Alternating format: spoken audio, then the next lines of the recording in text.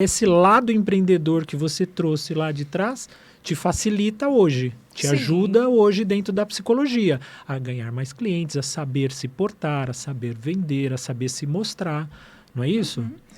Porque muitas pessoas pensam que empreender é só empreender um negócio. Não, você empreende a própria carreira. É importante pensar nesse ponto. Tá? Você precisa empreender a sua própria carreira. Como é que você começa a fazer isso? Quando você escolhe a sua profissão. Eu lembro que quando eu comecei a fazer psicologia, eu já sabia o que eu queria. É claro que toda a bagagem profissional e acadêmica que eu tinha, tenho outras formações além da psicologia, ela já me possibilitou isso. Então, quando eu estava cursando psicologia, eu já sabia que eu ia para a neuropsicologia, eu já sabia que eu queria fazer avaliação psicológica. Mas isso é legal, até é um ponto importante para a gente frisar. Lá atrás, que nem você está falando, eu já sabia que eu ia fazer isso. Isso era uma questão de foco. Isso é, olha, eu vou começar aqui e o meu caminho lá na frente eu vou empreender dentro disso, eu vou fazer isso. Ou era algo intuitivo dentro de você, Que aquilo surgiu, que né? surgiu e falou, olha que legal, eu quero ser psicólogo, eu quero ser neuropsicóloga. Porque se a gente for parafraseando o nosso filho, né? O caminho invertido. Geralmente a gente vê o psicólogo que se forma, né? Aí ele entra na psicologia e depois ele migra para o empreendedorismo. Você fez o movimento justamente inverso. Né? Exato. Você se descobriu primeiro nesse berço com essa bagagem Do empreendedorismo. do empreendedorismo, na raça, como funciona, e depois foi para a psicologia. Aí me chama muita atenção o porquê disso. Quando que veio a Então, psicologia? Perfeito. Vamos lá. Dentro de toda essa minha caminhada, quando eu saí do Amazonas, eu fui para São Paulo. Né? Eu amo São Paulo. Há quem diga Outra que não selva. Tem... Outra selva. Amo Eu sou São suspeito para Paulo. falar. Pois é. Então, aquele eixo Rio-São Paulo-Minas, que foi o tempo que eu passei 12 anos naquela região, eu fiz uma formação de coaching na Sociedade Brasileira de Coaching, que me deu muito mais ferramentas, muito mais material para eu trabalhar na área de treinamento, trabalhar com as pessoas em desenvolvimento humano. E ali eu percebi que, por mais que nós tivéssemos ferramentas, nós trabalhássemos de maneira adequada, algumas pessoas não conseguiam ir adiante, elas não conseguiam desenvolver. E eu ficava me perguntando o que acontece aqui que esse indivíduo não vai adiante, por que ele não responde? As limitações da própria técnica. Né? Não, aí é que está. Porque quando o indivíduo ele é saudável, ele é funcional, ele responde bem à técnica. Agora, quando ele apresenta transtornos, ele não vai responder. Sim, E porque aí vem, o coaching se sim, limita diante disso. Exatamente, aí é a limitação do coaching. Exatamente. Então, é quando você para e aqui entra um outro profissional. Qual é esse Sim. profissional? É o profissional psicólogo. Que aí ele vai trabalhar o sofrimento psíquico, ele vai trabalhar justamente a modulação emocional, ele vai trabalhar as questões inerentes àquele transtorno, àquela situação que aquele indivíduo se encontra. Sim. E foi a minha curiosidade. Eu falei, opa, agora eu quero saber o que acontece do outro lado. Eu preciso entender o motivo pelo qual esse indivíduo não funciona.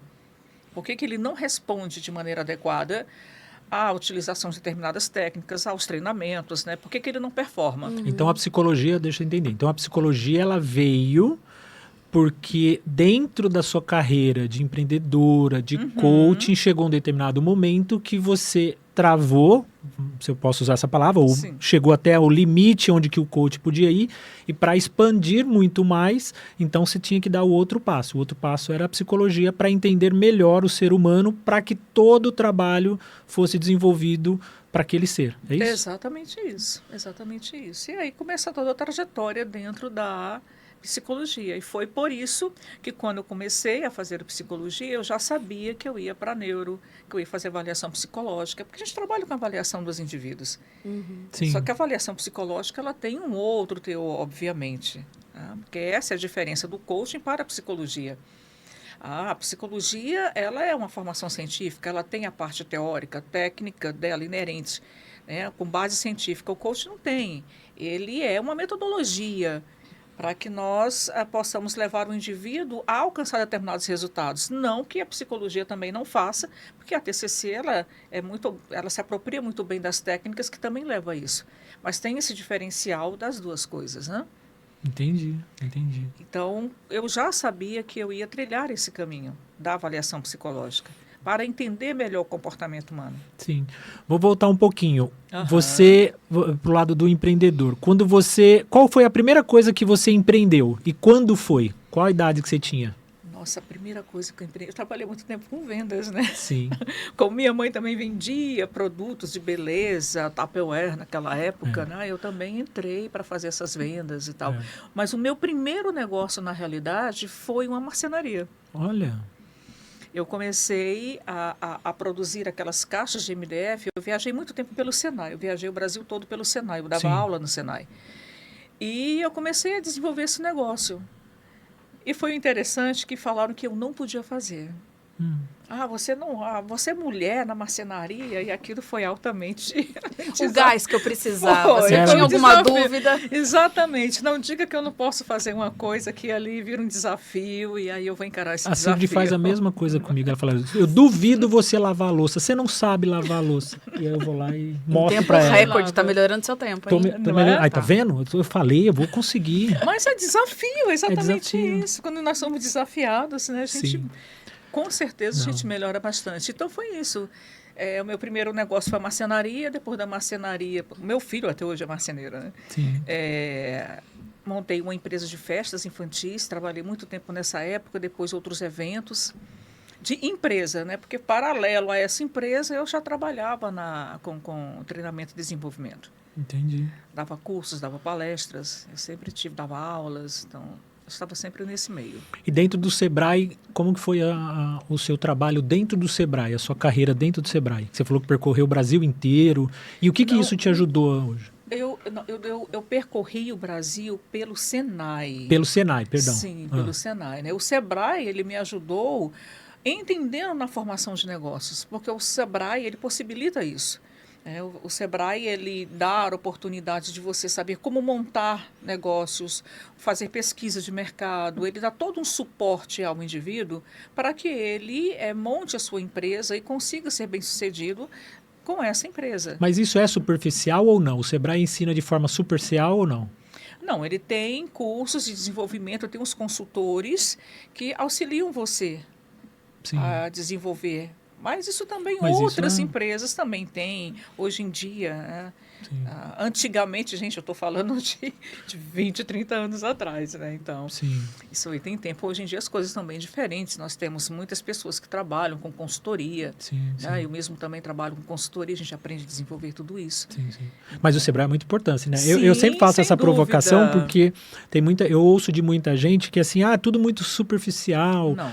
Assim como tem muita... A gente comenta muito isso no nosso dia a dia, que a faculdade ela não ensina... esse lado empreendedor, né? Ela ensina muito técnico. Correto. E aí alguns psicólogos dizem para mim, não, mas eu tive sim uma matéria. Sim, você tem uma matéria de 6 meses dentro da faculdade que aquilo não é bagagem o suficiente para fazer você sair com seu CRP lindo, maravilhoso, novo na mão e empreender, né? Então ainda é muito superficial. Então algumas pessoas dizem para mim, mas o que o Sebrae ensina é superficial. Eu não vejo isso. Eu vejo como o pontapé inicial, você já vai ter uma boa de uma ideia. E é óbvio, a partir dali, você tem que estar no dia a dia, empreendendo, né, o chão de fábrica. E você tem que, óbvio, se capacitar cada vez mais, né, dentro daquilo. Você não pode se pegar a um curso que o Sebrae, ou o Senai, ou qualquer outro dá, ou o próprio nós, né, o casal, o caminho, e parar com aquilo. Né? Você tem que... o aprendizado, ele é diário. Né? Ad eterno. Ad eterno. Não tem né? como. Quantos anos de profissão você tem? Olha, se eu for contabilizar, eu tenho mais de 40. Mais de 40. De psicologia? Psicologia, aí é outra surpresa para todo mundo, né? Porque eu concluí o meu curso de psicologia aqui em João Pessoa. Então, eu tenho 2 anos e meio de formada em psicologia. Legal. E eu fiz 3 pós fazendo curso de psicologia, dentro de psicologia. Eu fiz neuro, eu fiz psicologia jurídica, uma pós em psicologia jurídica e fiz também em transtornos, uma outra pós, né, que é a neurobiologia dos transtornos mentais, que tem uma outra pegada. Entendi. Você na faculdade, uma coisa, eu sempre pergunto porque na época que eu fiz faculdade, Ana, eu já era dono de empresa. Então, eu tinha uma facilidade muito grande. Eu já trabalhava num estúdio, eu já tinha todo esse aparato ao meu favor. Então, eu sou formado em rádio e TV, né, comunicação social. Então, eu já tinha tudo isso. Então, quando eu estava na faculdade, para mim era muito mais fácil, porque eu vivia aquilo no dia a dia. Então, eu não tinha dificuldade dentro da faculdade de aprender as coisas, porque eu já tinha uma bagagem muito grande. E eu sempre pergunto para as pessoas, na época que você estava na faculdade, o que era mais difícil para você dentro da faculdade? Era acompanhar realmente a turma, porque quando você tem essa bagagem, então você não tem muita paciência para aquele beabá inicial da turma. E a diferença de idade também. Gente, isso é muito importante. Faculdade hoje, ela é focada nessa geração mais nova. Ela não tem um foco nas pessoas, né, de 40 a mais ou 50 a mais. Não tem. E existe uma dificuldade real para quem já vem de outras formações, para quem já tem uma carreira e está fazendo uma segunda, uma terceira graduação, de acompanhar aquilo tudo.